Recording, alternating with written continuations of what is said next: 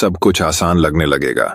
जिंदगी एक खेल बन जाएगी, बस खुश कैसे रहना है और सकारात्मक कैसे रहना है यह समझ लो। 4 रहस्यमय तरीके हम आज आपको एक कहानी के माध्यम से बताएंगे, जिससे कि आपका सोचने का और देखने का नजरिया बदल सके। तो चलिए एक कहानी की शुरुआत करते हैं। बहुत समय पहले की बात है, एक छोटा सा नगर था। उस नगर में एक बहुत ही धनी सेठ रहा करता था। उस धनवान सेठ के पास कहने को सब कुछ था, किसी चीज की कोई कमी नहीं थी। उस धनवान सेठ ने अपने जीवन में बहुत बड़े बड़े मुकाम हासिल किए थे। उसने अपने जीवन में कई सफलताएं प्राप्त की थीं। वह जिस नगर में भी व्यापार करने जाता, वहां पर भी उसे सफलता मिलना निश्चित था। वह अपने जीवन में कभी भी हारा नहीं था। उसका व्यापार भी खूब जोरों शोरों से चल रहा था। उसके पिताजी ने उसे ऐसी 4 बातें बता रखी थीं, जिसका वह नियमित पालन किया करता था और उन्हीं बातों का अनुसरण किया करता था। और उन्हीं बातों की वजह से उसका जीवन बड़ा ही सुखमय था। वह जीवन के हर क्षेत्र में सफल था। ऐसे ही काफी समय बीत गया और अब वह धनवान सेठ काफी बूढ़ा हो चुका था। अब उसे लगने लगा था कि मेरी मृत्यु बहुत नजदीक है, मेरी मृत्यु कभी भी हो सकती है। और वह जानता था कि उसका बेटा बहुत भोला है, बहुत नादान है। उसे अभी दुनियादारी की समझ नहीं है। इसलिए उसने अपने बेटे को अपने पास बुलाया और अपने बेटे से कहा, बेटा, मैंने अपने पिताजी से 4 बातें सीखी थी और उन्हीं बातों को मैंने अपने जीवन में उतारा। उन्हीं के अनुसरण की वजह से आज मैं अपने जीवन में इतना सफल हूँ, अपना जीवन सुखमय पूर्वक बिता रहा हूँ। उन्हीं बातों की वजह से आज मैं इतना सुखी हूँ, संतुष्ट हूँ और इतना धनवान हूँ। ना ही कभी मुझे कोई बीमारी हुई और ना ही मुझे कभी कोई धन की कमी हुई। और तुम देख ही पा रहे हो कि मैं इस नगर का सर्वश्रेष्ठ धनवान हूँ। लेकिन आज मेरे पास जो कुछ भी है, मैं उससे संतुष्ट हूँ, मैं खुश हूँ। लेकिन मैं चाहता हूँ कि तुम मुझसे भी आगे बढ़ो, तुम और नाम कमाओ, तुम और धन कमाओ, लोग तुम्हारे बारे में जाने, तुम्हें पहचाने, क्योंकि हमारा समय कुछ और था और तुम्हारा आने वाला समय कुछ और ही है। उस धनवान सेठ ने अपने बेटे को अपने और करीब बुलाया और उससे कहने लगा, बेटा, आज मैं तुमको दुनिया की ऐसी 4 महत्वपूर्ण बातें बताने जा रहा हूं जो मुझे मेरे पिताजी ने बताई थी, और इसी के कारण आज मैं इतना सफल हूं। यदि तुमने इन सभी बातों को अपने जीवन में उतार लिया, इनका नियमित तौर पर पालन किया, इनका अनुसरण किया, तो तुम भी अपने जीवन में बहुत धनवान बन जाओगे, अपने जीवन को बहुत सुखमय तौर पर बिताओगे। इन बातों के अनुसरण से ना तो तुम्हारे घर परिवार में कोई दुख आएगा और न ही तुम्हारे व्यापार में कभी कोई परेशानी उत्पन्न होगी। इतना कहकर धनवान सेठ अपने बेटे को 4 बातें बताना शुरू करता है। वह कहता है, बेटा, सबसे पहली बात है काम पर छांव में जाना और छांव में आना। दूसरी बात, अपने घर के चारों तरफ चमड़े की बाड़ रखना। तीसरी बात, हमेशा खाने को मीठा करके खाना। और चौथी बात, अपनी पत्नी को हमेशा बांध कर रखना। इतना कहकर वह धनवान सेठ अब निश्चिंत हो चुका था। वह यह जानता था कि उसका बेटा बहुत भोला है। वह अपने पिता की बात अवश्य मानेगा और इन सभी 4 बातों को अपने जीवन में उतारेगा और इनका अनुसरण भी करेगा। देखते देखते कुछ महीने बीत गए और फिर एक दिन धनवान सेठ मृत्यु को प्राप्त हो गया। अपने पिता की मृत्यु के बाद उस धनवान सेठ के बेटे ने उन सभी 4 बातों को एक कागज पर लिख दिया, ताकि वह उन्हें भूल ना जाए, और उन्हीं बातों को वह अपने जीवन में उतारने लगा। उन 4 बातों का अनुसरण करने लगा। सबसे पहली बात जो उसके पिता ने उससे कही थी, छांव में जाना और छांव में आना, तो उसने अपने घर से लेकर अपनी दुकान तक पूरे रास्ते पर एक ईटी लगवा दिया, क्योंकि उसके पास पैसा तो बहुत था और उसे कोई रोकने वाला भी नहीं था। जब भी कोई उससे पूछता कि आखिर तुमने ऐसा क्यों किया, तो वह उसके जवाब में बस इतना ही कहता कि मेरे पिताजी ने मुझसे ऐसा ही करने को कहा है। इसके बाद उसने अपने पिता की अगली बात का अनुसरण किया। उसने अपने घर के दोनों तरफ चमड़े की एक दीवार खड़ी करवा दी। इसे देखकर आसपास के लोग बहुत क्रोधित हो गए। वे लोग उससे झगड़ा करने पर भी उतर आए।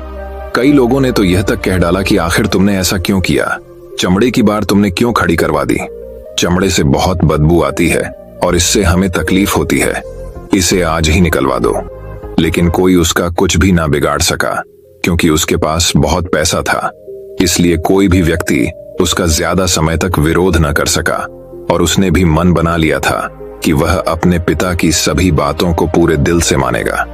उसके पिता ने उसे तीसरी बात कही थी, खाने को मीठा करके खाना, जिस कारण वह अपनी पत्नी से हर रोज खाने में कुछ मीठा ही बनवाता था। कभी सेवियां, कभी खीर, कभी हलवा तो कभी मिठाइयां। हमेशा यही सब खाता रहता।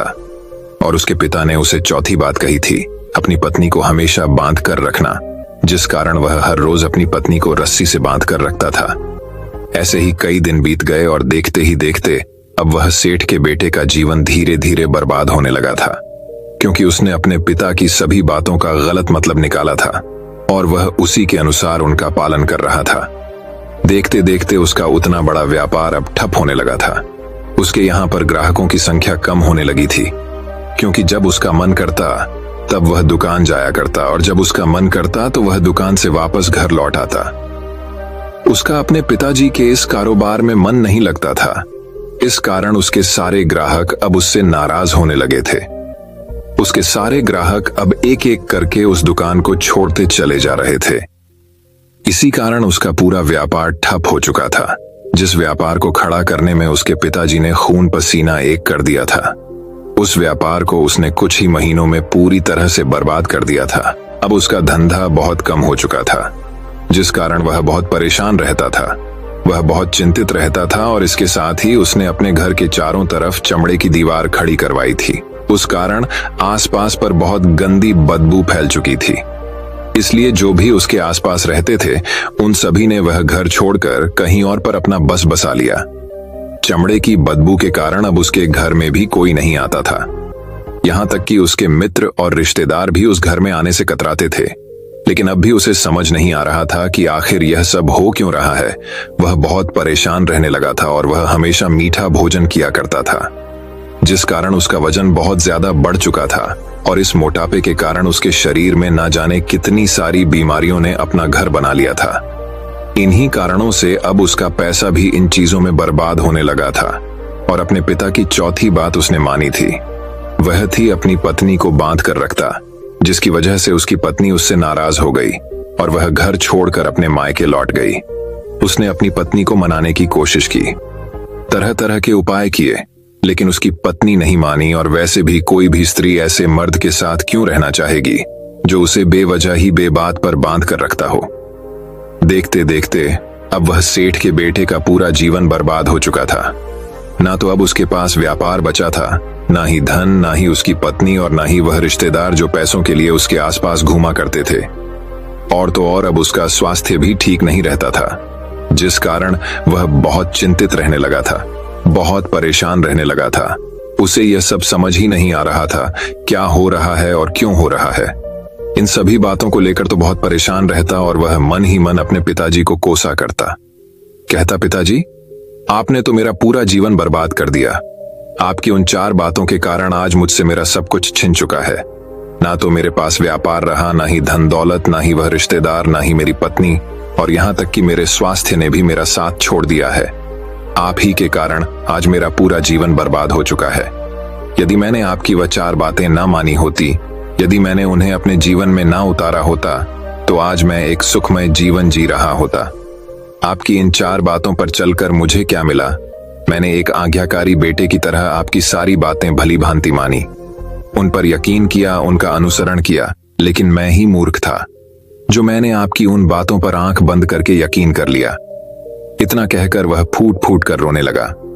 तभी उसे एक दिन पता चला कि उसके पास के नगर में एक साधु आए हुए हैं और वह साधु सभी की समस्याओं का हल बताते हैं। चाहे कैसी भी समस्या हो, वह उसका निवारण अवश्य करते हैं। यह सुनकर उसने सोचा कि चलो एक बार मिलकर देखता हूं, हो सकता है कि मेरी भी समस्या का समाधान मुझे मिल जाए। इस आशा के साथ वह उन साधु के पास पहुंचा। वहां पहुंचकर सीधा उनके चरणों में जा गिरा और जोर जोर से रोने लगा। वह कहने लगा, हे गुरुवर, अब आप ही मुझे बचा सकते हैं। मेरे पिताजी ने तो मेरा पूरा जीवन बर्बाद करके रख दिया। आज मेरी जो भी स्थिति है वह सब मेरे पिताजी के कारण ही है। मेरे पिताजी ने मुझे जैसा कहा मैंने वैसा ही किया। हमेशा एक अच्छे बेटे की तरह उनकी सारी बातें मानी, अपने सारे फर्ज निभाए। और देखिए मेरे पिताजी ने मेरे साथ क्या किया। मरते मरते भी वह मुझे गलत बात सिखा गए और उसका खामियाजा मुझे आज भुगतना पड़ रहा है। क्योंकि मैंने उनकी सभी बातों को अपने जीवन में उतारा, उनका अनुसरण किया। और देखिए आज मेरे साथ क्या हो गया। मेरा तो पूरा जीवन ही बर्बाद हो गया। मैं अब तक यह नहीं समझ पाया कि मेरे पिताजी ने मेरे साथ ऐसा क्यों किया। क्या मैंने उनके साथ कुछ गलत किया था? इतना कहकर वह उन साधु के सामने और भी जोर जोर से रोने लगा। तभी वह साधु महाराज उस सेठ के बेटे से कहते हैं, बेटा चुप हो जाओ, पहले मुझे अपनी सारी बात तो बताओ। आखिर तुम्हारे साथ क्या हुआ है? तुम इस तरह से क्यों रो रहे हो? तुम्हारी इस परेशानी का क्या कारण है? उन साधु के इतना कहने पर उस सेठ के बेटे ने पर्ची उन साधु के हाथ में रख दी, जो उसने अपने पिता की मृत्यु के बाद लिख रखी थी, जिसमें उसने अपने पिता की चारों बातें लिखी थी। उन साधु ने पर्ची ली और उसे पढ़ने लगे, और उन्होंने जैसे ही वह पढ़ा, वह जोर जोर से हंसने लगे। और वह उस सेठ के बेटे से कहते हैं, तुम कितने बड़े मूर्ख हो। तुम्हारे पिता ने तो तुम्हें दुनिया का सारा ज्ञान दे दिया, लेकिन तुम उसे समझ नहीं पाए। तुम उसका सही तरह से पालन नहीं कर पाए और कहते हो कि तुम्हारे पिता ने तुम्हें गलत राह दिखाई है, तुमने गलत संदेश दिया है। तुम्हारे पिताजी तो तुम्हारी परीक्षा ले रहे थे कि तुम उनकी बातों को समझ पाते हो या नहीं, तुम उनकी बातों का सही मतलब निकाल पाते हो या नहीं। यदि वह चाहते तो इसका मतलब तुम्हें अच्छी तरह से बता सकते थे, लेकिन वह चाहते थे कि तुम इन बातों का मतलब खुद से जानो, खुद से समझो कि इन बातों का क्या अर्थ है। लेकिन अब तो ऐसा प्रतीत होता है कि मानो तुम्हारी बुद्धि बिल्कुल भ्रष्ट हो चुकी है। तुमसे बड़ा मूर्ख मैंने आज तक नहीं देखा।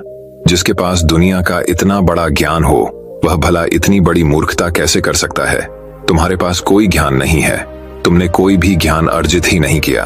अगर तुम इन बातों का सही मतलब समझ चुके होते तो तुम भी अपने जीवन में अपने पिता की तरह ही सफल होते, खुश होते, और तुम्हारा जीवन सुखमय तरह से बीत रहा होता। लेकिन तुम इतने बड़े मूर्ख हो कि तुमने अपने पिता की बातों का गलत मतलब निकाल लिया। उन बातों के मतलब के बारे में तुमने सोचा तक नहीं। उन्होंने जैसा कहा तुमने वैसा करना शुरू कर दिया। यदि तुम्हें उन बातों का अर्थ नहीं पता चल रहा था तो तुम किसी ज्ञानी से मिल सकते थे, तुम उससे उस बात का मतलब निकाल लेते। लेकिन जैसा तुमने अपने पिता की इन बातों को समझा है, इसका मतलब वैसा नहीं है। इस पर वह धनवान सेठ का बेटा कहता है गुरुवर, आप क्या कहना चाहते हैं? क्या मैं अपने पिता की बातों को सही नहीं समझ रहा? और वैसे भी इसमें समझने लायक है क्या? उन्होंने तो सब कुछ साफ साफ ही बताया था और मैंने उन्हें अपने जीवन में उसी तरह से उतार लिया, तो फिर मैंने गलत क्या किया है? इस पर गुरुवर एक बार फिर मुस्कुराने लगे और उस सेठ के बेटे से कहते हैं, बेटा, ये जो बातें लिखी गई हैं, इन बातों के पीछे एक गहरा अर्थ है जिसे तुम समझ नहीं पाए। इसी कारणवश तुमने यह मूर्खता कर दी और इसी कारणवश तुमने अपना पूरा जीवन बर्बाद कर लिया। लेकिन अब भी कुछ नहीं बिगड़ा, अब भी तुम्हारे पास बहुत समय है। यदि तुम चाहो तो अब से मेहनत करके भी तुम अपने जीवन में एक बार फिर से वह खुशहाली व समृद्धि सब कुछ हासिल कर सकते हो। इस पर वह सेठ का बेटा कहता है, ठीक है, कृपया करके मुझे उन चारों बातों का मतलब समझाइए। आखिर उन चार बातों का क्या अर्थ है? इस पर साधु सेठ के बेटे को कहते हैं, तुम्हारे पिताजी ने तुमसे कहा था काम पर छांव में जाना और छांव में आना। इसका मतलब यह है सूर्य निकलने से पहले ही तुम दुकान पर पहुंच जाना और सूर्यास्त होने के बाद ही तुम वापस घर आना, जिससे तुम्हें दुकान पर अधिक से अधिक समय मिल पाएगा। तुम उस काम को अच्छी तरह समझ पाओगे, उस काम को अच्छी तरह से कर पाओगे, उस काम को बढ़ाने में तुम अपना दिमाग लगा पाओगे और तुम अपने काम में तरक्की कर पाओगे। लेकिन तुमने तो इसका गलत ही मतलब निकाल लिया। तुमने तो अपने घर से लेकर दुकान तक एक ऐसा टेंट लगवा दिया जिसे तुम छांव में आ सको और छांव में जा सको। अब तुम ही बताओ, क्या तुमने अपने पिताजी की इन बातों का सही मतलब समझा था? यह सुनकर वह सेठ का बेटा जोर जोर से रोने लगा और कहने लगा, हाय गुरुवर, मेरी ही गलती थी। मैंने अपने पिता की इन बातों का गलत मतलब निकाला और इसी कारण वर्ष आज मैं पूरी तरह से बर्बाद हो चुका हूं। मैं ही सबसे बड़ा मूर्ख था। मेरे पिताजी ने तो मुझे इतना महत्वपूर्ण ज्ञान दिया था, लेकिन मैं उस हीरे को पत्थर समझ बैठा। आगे वह सेठ का बेटा उन गुरुवर से कहता है कि गुरुवर, दूसरी बात क्या है? उसका अर्थ क्या है? आगे गुरुवर दूसरी बात का अर्थ समझाते हुए कहते हैं, चमड़े की बाढ़ करवाना। इसका अर्थ यह है कि तुम अपने घर में कुत्ता या बिल्ली पालना।